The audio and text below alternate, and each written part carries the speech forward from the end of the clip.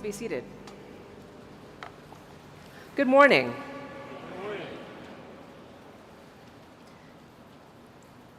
So earlier this week, on a very hot day, I was walking by the front of this cathedral and I saw an elderly man who had taken out an old lawn chair, you know, the kind you put on the sidewalk, and had put it on the steps of the cathedral. And he was sitting in it, surrounded by friends, in the heat of the day, and watching the world go by. I thought it was practically biblical in light of these readings. So I invite you to sit back and enter the scenes we have before us on this day. In the Genesis reading, Abraham sits in the desert heat, easy to imagine right now, by the oaks of Mamre, it says, the place he has settled twice now, and this is the conclusion of Abraham's journey.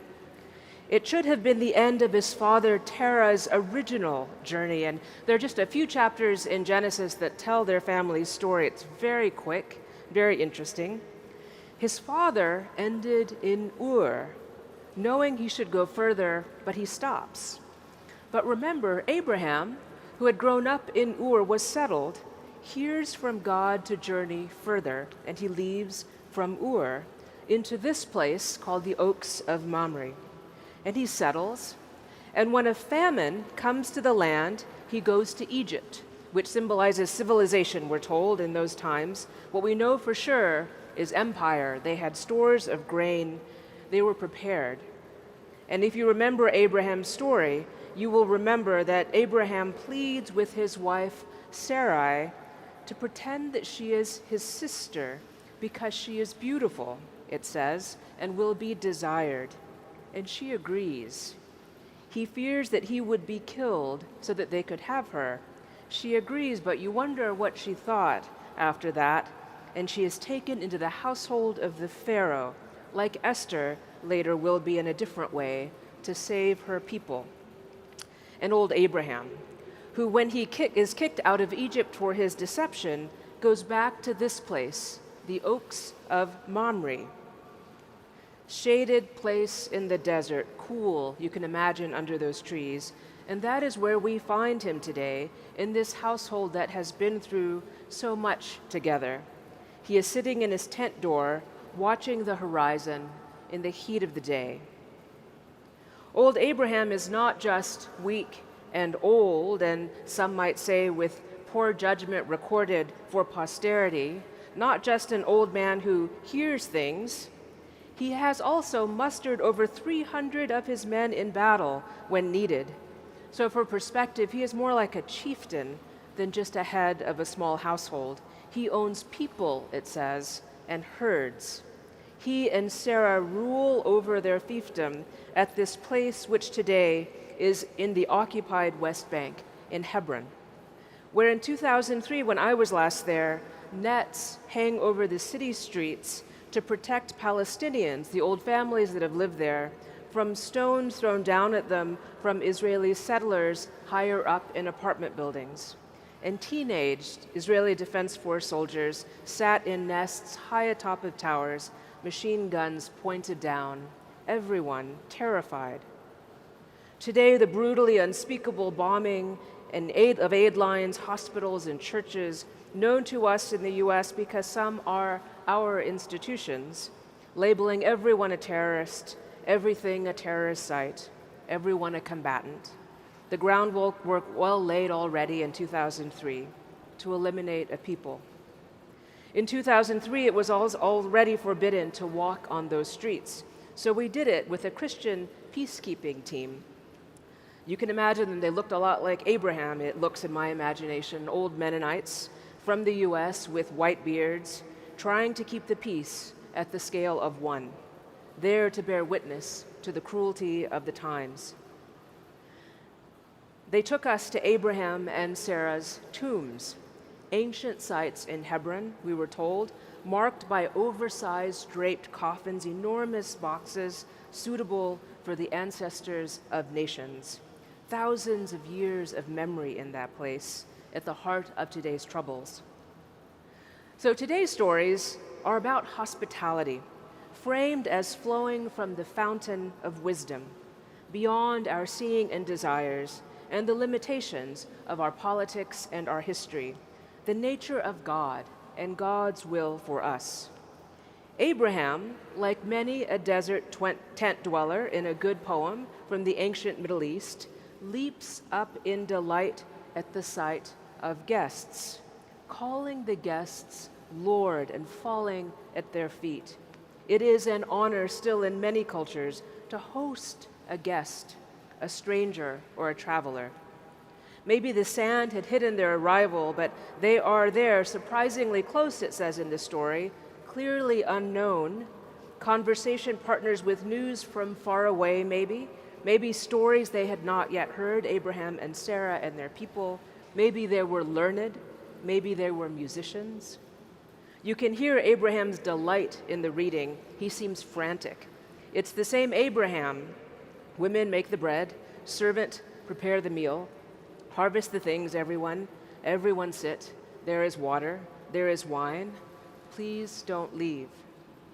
And they sit, like Rublev's Trinity, around the table laid under a mighty oak in the wind-swept wilderness.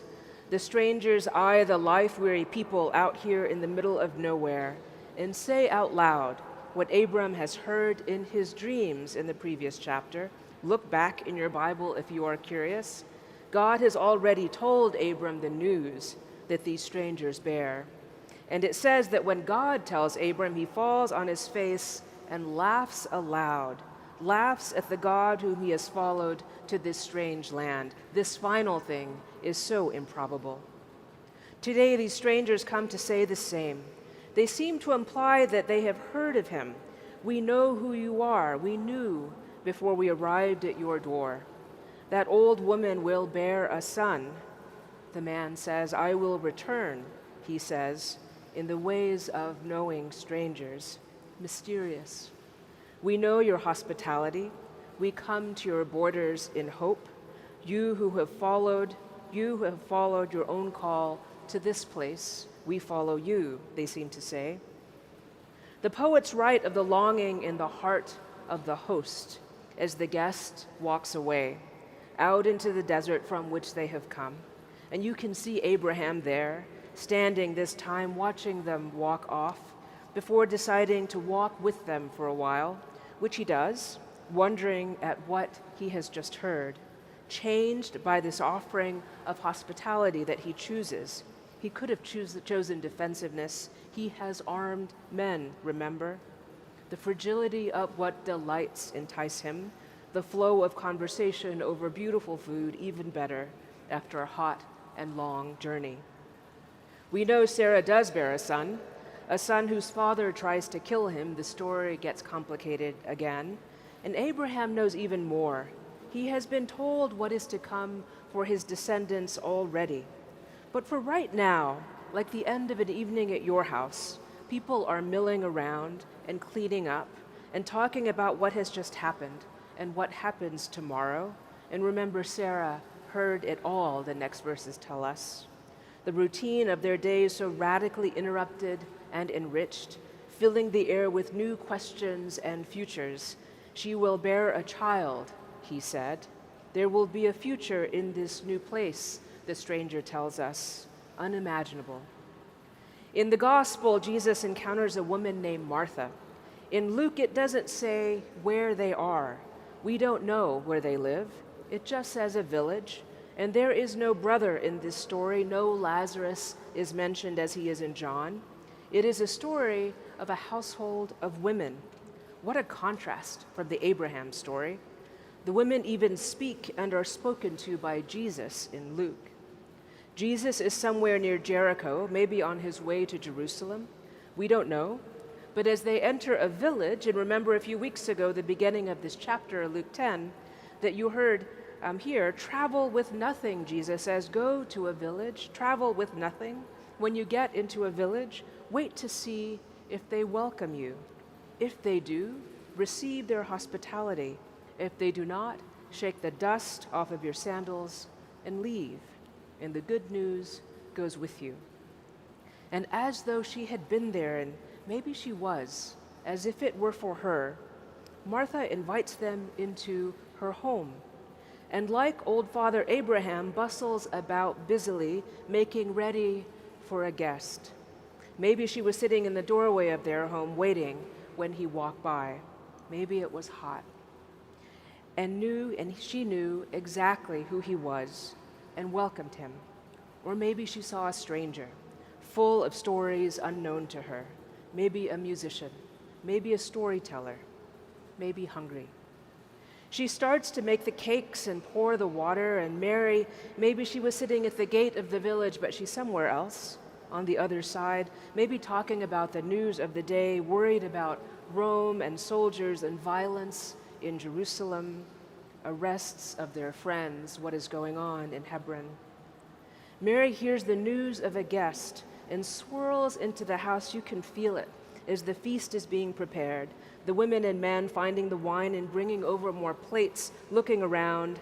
Mary chooses to sit at Jesus' feet and listen. How powerful to read these two stories together. Martha and Mary compared to Sarah and Abraham, our ancestors in the faith we practice today. Two sisters who lived together, two elderly householders with no children. There was an article in the Religion News Service about you and me on Friday. I feel very self-conscious about it, felt like hiding. It said that I've come to join you, and what is interesting about that is the state of the church today and who I am. And I'm not sure I agree with that, though it was very generous of them to write about us. I think what we are doing here today is very much like what Christians have always tried to do, like that guy in his lawn chair, receiving and offering hospitality exactly as we are, the unexpected formulas of our lives, laying tables like this great one in front of us, listening for wisdom out there, and claiming its holiness when we hear it. At the scale of one, we long for one another, for fellowship and meaning, for transformation, for justice, for hope, for beauty, for a good story around the table.